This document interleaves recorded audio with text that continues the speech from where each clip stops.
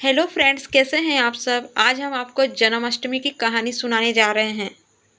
ये कहानी थोड़ा विस्तार से सुनिएगा, टाइम निकाल कर सुनिएगा, क्योंकि आधी अधूरी जानकारी कोई फायदे की नहीं होगी।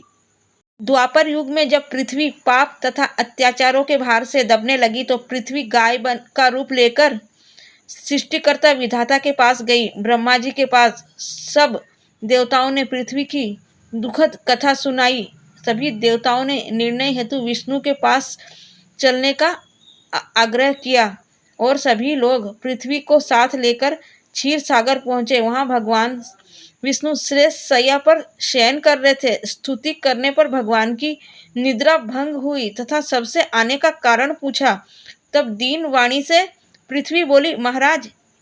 यह सुनकर भगवान बोले, मैं ब्रजमंडल में वासुदेव गोप की भरिया कंस की बहन देवकी के गर्भ से जन्म लूंगा। तुम लोग ब्रज भूमि में जाकर यादव कुल में अपना शरीर धारण करो। इतना कहकर भगवान विष्णु अदृश्य हो गए। वही देवता तथा पृथ्वी वज में आकर यदुकुल में नंद, यशोदा तथा गोपियों के रूप में पैदा हुए। कुछ दिन व्यतीत हुए। वासुदेव नव विवाहित देवकी तथा साले कंस के साथ गोकुल जा रहे थे। तभी अचानक भविष्यवाणी हुई कि कंस, जिसको तू अपनी बहन समझकर तू साथ ले जा रहा है, उसके गर्भ में 8वें पुत्र तेरा काल होगा। कंस यह सुनकर तलवार उठाकर देवकी को मारने दौड़ा। तब वासुदेव ने हाथ जोड़कर कहा, कंसराज, यह औरत बेकसूर है, इसे आपको मारना ठीक नहीं। पैदा होते ही मैं आपको अपनी सब संतान दे दिया करूंगा, तो कौन आपको मारेगा। कंस ने उसकी बात मान ली तथा जेल में ले जाकर बंद कर दिया। इसी कारण वासुदेव जी अपने सभी पुत्रों को देते गए तथा पापी कंस उन्हें मारता रहा।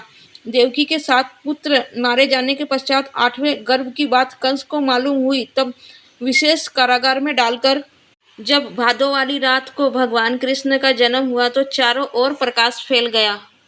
शंख, गदा और चक्र देखकर वासुदेव और देवकी उनके चरणों में गिर पड़े। श्री कृष्ण भगवान बालक के रूप में होकर अपने को गोकुल नंद के घर पहुंचाने तथा वहां से कन्या लाकर कंस को सौंपने का आदेश दिया। तभी वासुदेव जी की हाथों की हथकड़ियां टूट गई।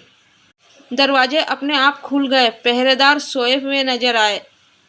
वासुदेव जी ने जब कृष्ण को लेकर जमुना में प्रवेश किया तो लालायित यमुना कृष्ण द्वारा पैर लटका देने पर बिल्कुल घट गई। वासुदेव जी जमुना पार करके गोकुल गए।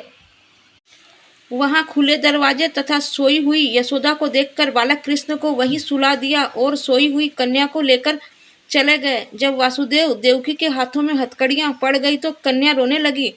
जगे हुए पहरेदारों को गणों ने कन्या का रुदन सुनकर तुरंत कंस के पास खबर भेज दी। यह सुनते ही कंस ने कन्या को लेकर पत्थर पर पटक कर ना चाहा, लेकिन कन्या हाथ से छूटकर आकाश में उड़ गई तथा वहां पहुंचते ही साक्षात देवी के रूप में प्रकट होकर बोली, हे कंस, तुम्हें मारने वाला तो गोकुल में बहुत पहले ही पैदा हो चुका है।